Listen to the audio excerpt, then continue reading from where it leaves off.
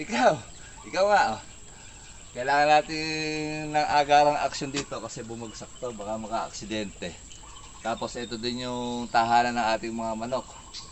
Baga dapat aksyonan agad natin kasi sobrang dami ng anay dito sa lugar namin. Ayan oh.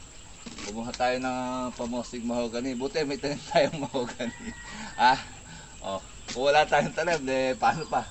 Oh, ayan. Eto sigurado may island na rin yung isa na yan. Pero gagawa natin lahat ng paraan para maitaguyod natin yung kulungan natin ng mga native chicken. Ayan, linagyan ko muna ng pansamantala para hindi maka-aksidente. Oh. Sa totoo lang, ang problema ko talaga dito mga anay. Kailangan ko ng pang-welding. Ayan, etong ginawa ko CB na to, mga ilang araw lang, ala na to. Ayan o.